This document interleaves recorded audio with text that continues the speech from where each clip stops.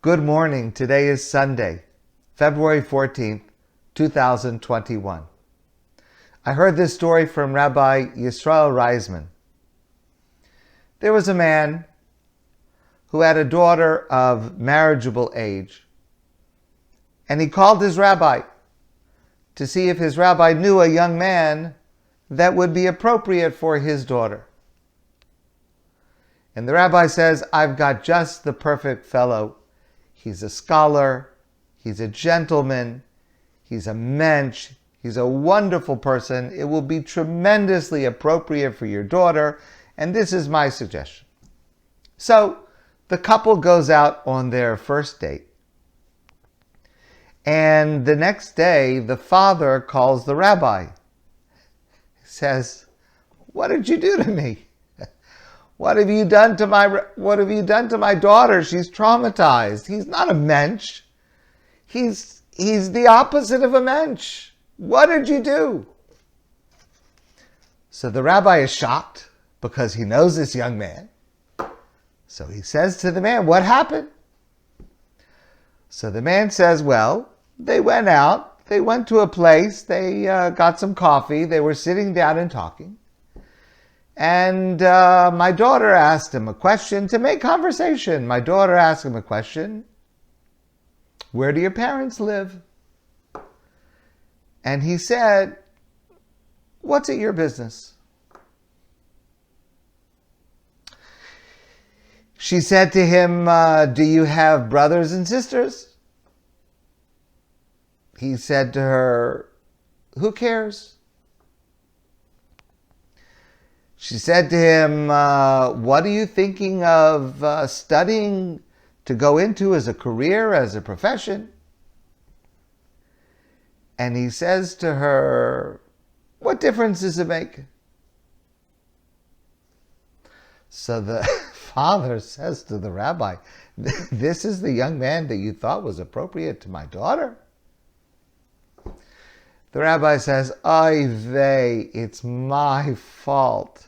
It's all my fault. Let me explain what happened. The boy was very nervous. It was the first time he had ever been out on a date with a girl. And he came to me and he asked me, what should I do? What should I say? So I told him, listen, just relax, be calm, and just talk to her the way your parents talk to each other.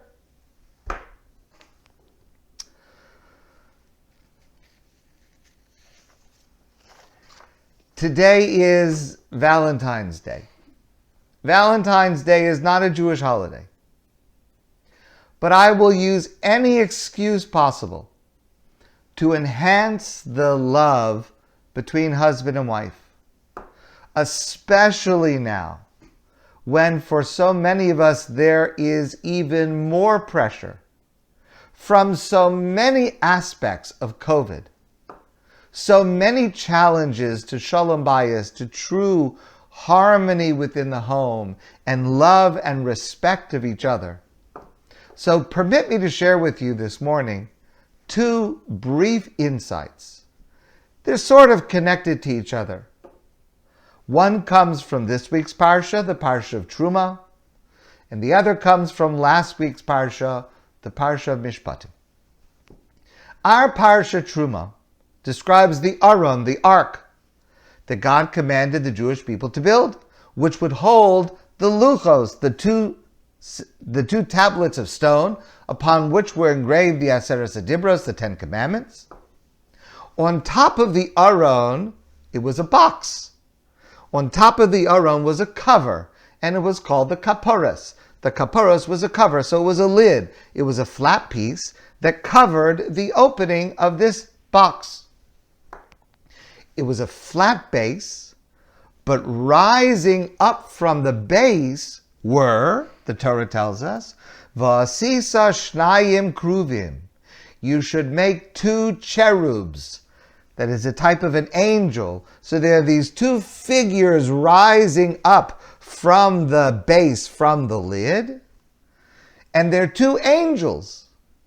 Parsei kanafayim lamala. And each angel had its wings extended upwards towards each other, but high upwards, sochachim bekanfehem ala kaporas, so that they created a schach from the word sukkah. They created like a canopy above the kaporas. So you have this box, it holds the luchos, and then you have these two figures of angels made out of gold, and their wings stretched up towards each other, forming a canopy covering the aron, and creating, of course, this sheltered open space under their wings and above the aron.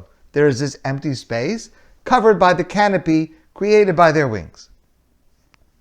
And then the Torah says, V'no'adati lecha sham, I will make myself known to you, God says, from that spot. V'dibarti itcha, God says to Moshe and to the Jewish people, I will speak to you from that spot. Me'al hakaporos, just above the base of the cover, mibein shnei hakruvim asher al aron ho'edus, between the two cherubs on top of the aron. The holiest spot in the world, the focal point of the Mishkan, the focal point of the Jewish people, the focal point of Judaism, the place from which God will speak. The Medrash says that one keruv, one cherub, one angel, had the appearance, the face of a male, and the other cherub had the appearance, the face of a female. And from the space between them and their outstretched wings, God's presence emanated to the Jewish people and to the world. This may be the source of the statement in the Talmud, famous statement, Ish v'isha, husband and wife, when they live together with true shalom bayis, when they truly love each other and respect each other and honor each other, Shechina shruya beinehem, God's divine presence rests between them. Proper romantic love between a husband and wife is not only physical, and it's not only emotional, but it's also spiritual. So a question arises. The Torah says in our parsha, "V'kan upneihem ish el achiv," the two cherubs of gold rising out of the top of this cover, they were facing each other. One faced the other. And that seems to make sense. You're talking about some type of, on some level, some type of intimate relationship, this male and this female. They're facing each other, and God's voice speaks from between the two of them. The problem is that that verse is contradicted by another verse later in Tanakh, in the book of Divrei Hayamim, the book of Chronicles, where it says that these two keruvim, these two cherubs, were facing the same direction, shoulder to shoulder, not facing each other. So the Talmud asks this question. And the Talmud says it appears to be a contradiction. And the Talmud says it wasn't always the same. The position miraculously changed from one time to another, from one period to another, because the position of the keruvim vis-a-vis each other mirrored the quality of the relationship between them. And the Talmud says as follows. Kan, one pasuk is talking about Bizman Shi Yisrael Osin Ritzonu Shel Makam. One pasuk is talking about describing the relationship of these two keruvim during the period of time where the Jewish people is living up to the words that God commands them. Kam bizman she'en Yisrael osim ritzona shel makam, and the other was talking about when the Jewish people are unfortunately not listening to God, not living up to the standards that God sets for us. So the simple explanation of that answer is, when everything is good, they face each other with love, with affection. When things are not so good, hopefully you don't know from such a thing, but when things are not so good, husband and wife, each one is facing their own direction. They're not looking at each other. They're kind of looking in opposite directions. The couple is not facing each other. Okay, that's one way, and I think that's the intuitive, simple way to understand this. But I want you to hear, please, the insight of Rabbi J.J. Schachter, who offers a very different view, which expresses a deep truth about marriage. A married couple facing each other is important. It's good. That there should be romance, that there should be attraction, that each should give pleasure to the other. That is very important.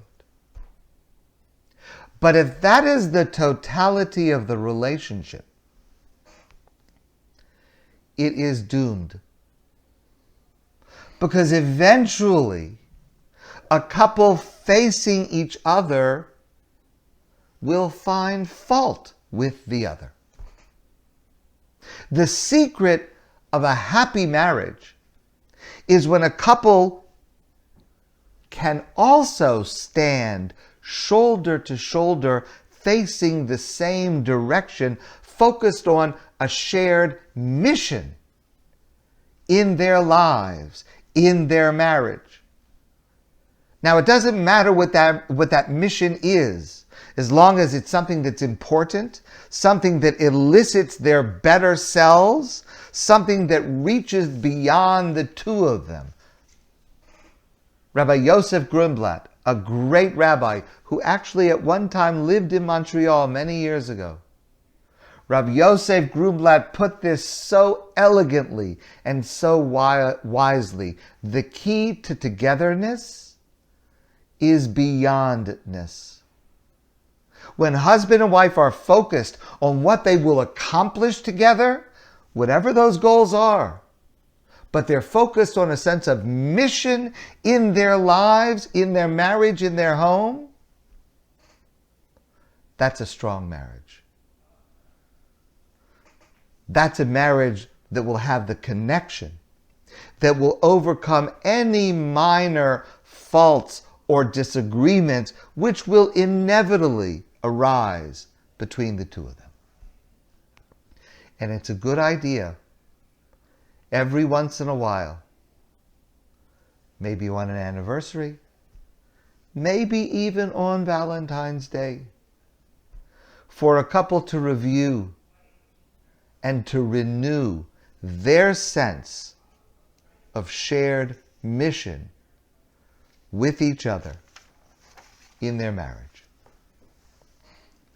Allow me to share one last second insight from Rabbi Yisachar Frand from last week's Parsha, the Parsha Mishpatim, which uses a curious word for a person who is single.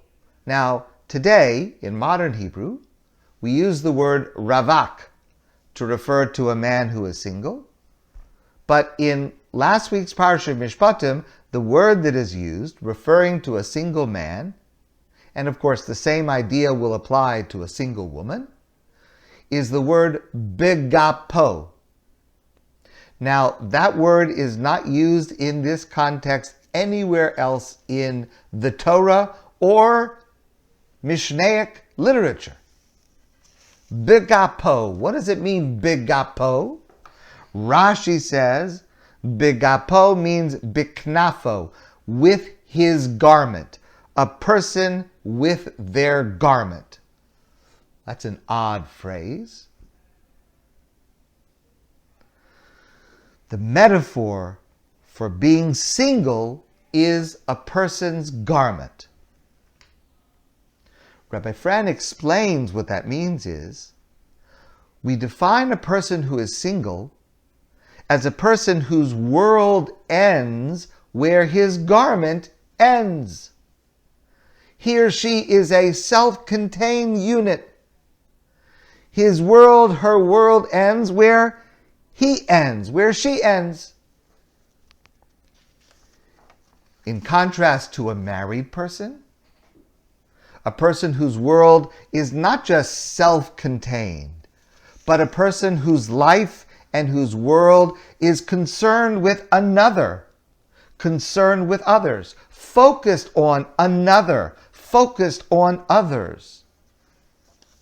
You see this beautifully expressed in the book of Ruth, Sefer Rus, where Ruth approaches Boaz and suggests that Boaz should marry her, and she uses the words, Ufarasta kanafecha ala mascha.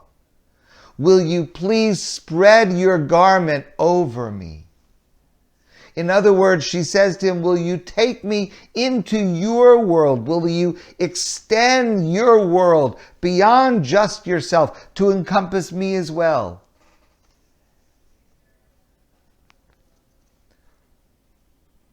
This is one of the sources of the practice at every Jewish wedding, of a bedekin, where the groom places a garment, a veil, over the face of the bride. It's also expressed in some traditional Jewish weddings, where the bride and groom stand together under the chuppah with one single tallis spread over the two of them. In both cases, the idea is, or one of the ideas, is that the bride pledges to the groom and the groom pledges to the bride.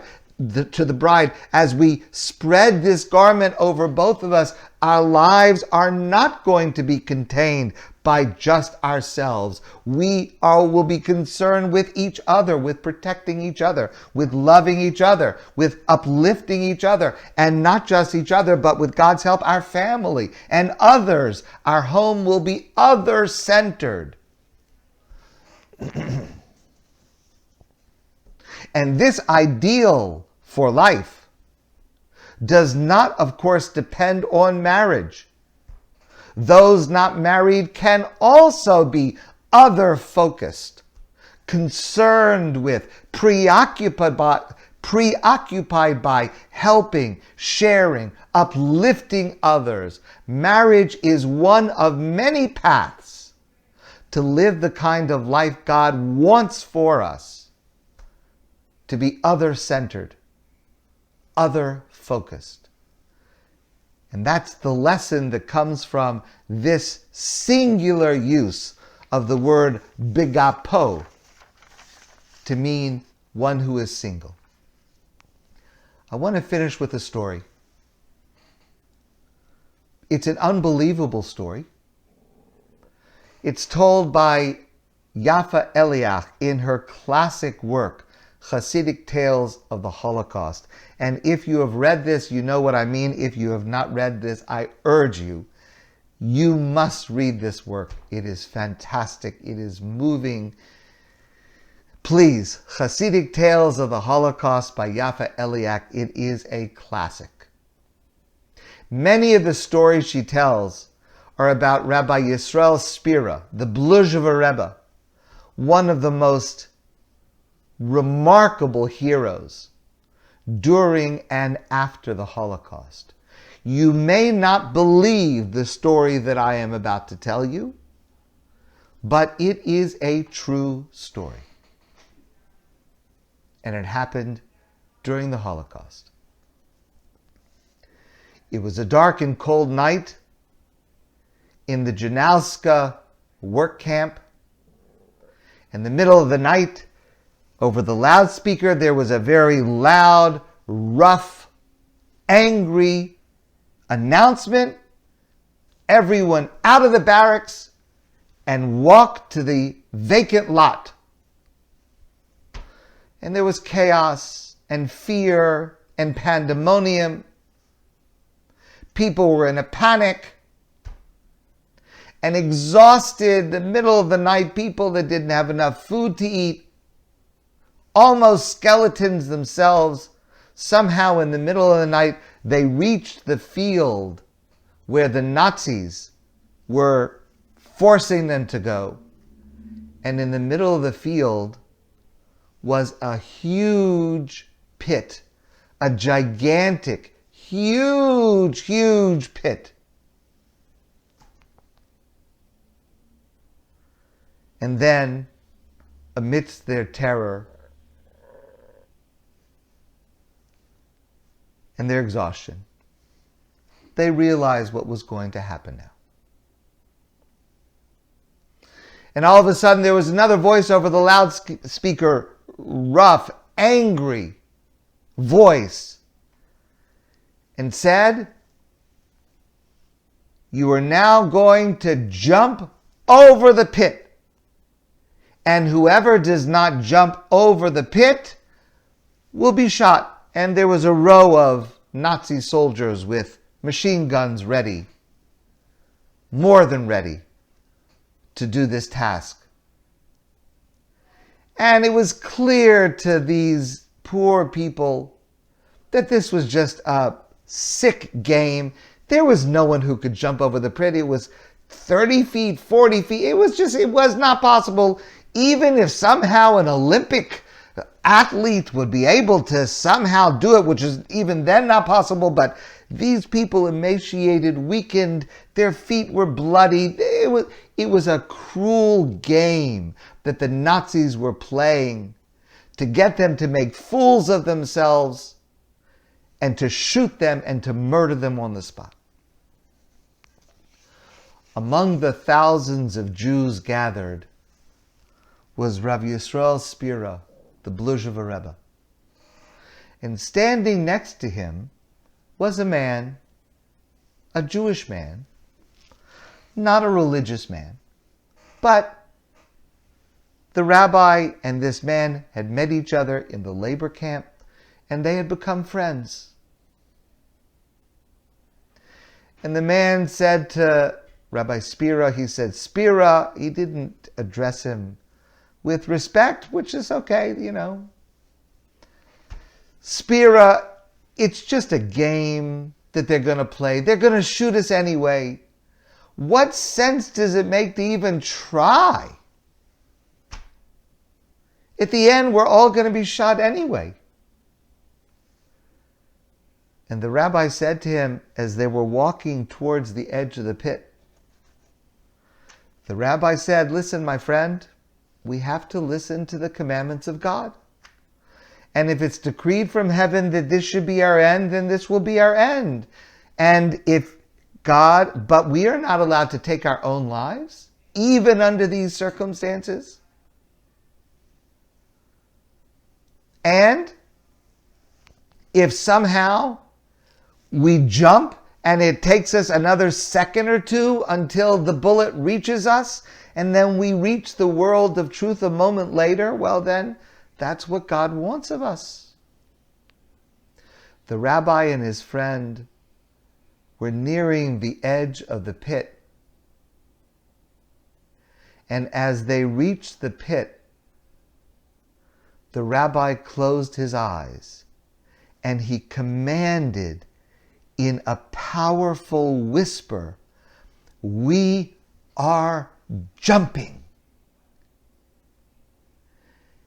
And when they opened their eyes, the two of them, the rabbi and his friend, they found themselves on the other side of the pit. And the man couldn't believe it. He said, "Spiro, we're here, we're alive. What happened? How did it happen? It's impossible. How did it happen?"